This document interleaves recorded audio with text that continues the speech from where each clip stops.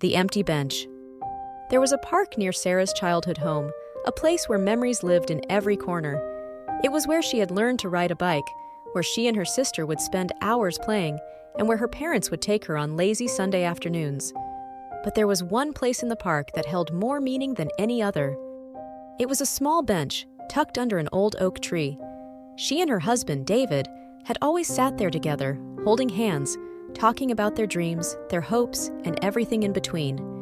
It was their spot, a place that had become a symbol of their love.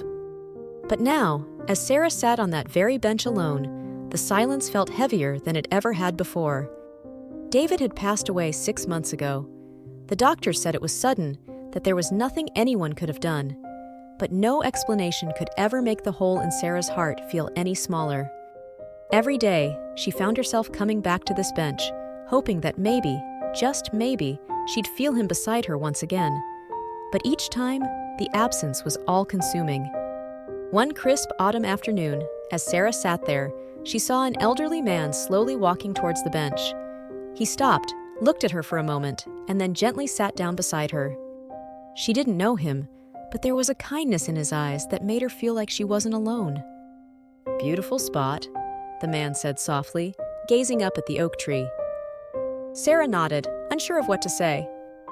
"My wife and I used to sit here every afternoon," the man continued, his voice full of warmth. "We spent countless hours here, just sitting, talking. It was our place." Sarah's heart clenched as she looked at him. I know exactly how you feel." The man smiled faintly. "I lost my wife 2 years ago, and for a long time I couldn't come back here. The pain was just too much. But one day, I sat down on this bench again, and I realized something." "What?" Sarah asked, her voice barely above a whisper. "She's still with me. Not in the way she was before, but in the way that matters most, in my heart. The love we shared never left. It's still here, in everything I do, in every moment I live." Tears welled up in Sarah's eyes as the man's words sank in. She hadn't thought about it that way before.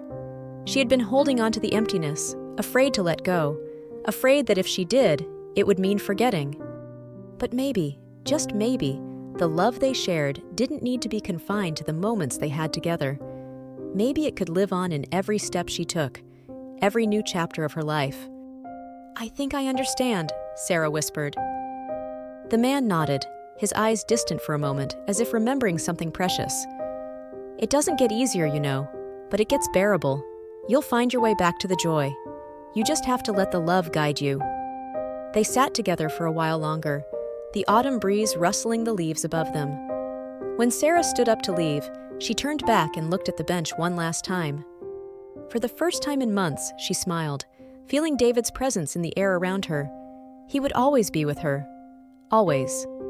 In The Empty Bench, Sarah reflects on her memories of love and loss at a cherished park bench after her husband's passing, connecting with an elderly man who shares a similar sorrow, ultimately discovering that love endures beyond physical presence.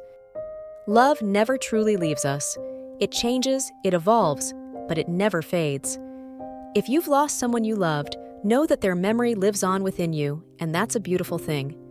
Sometimes, all it takes is a little time and a reminder from someone who's walked the same path to find your way back to peace.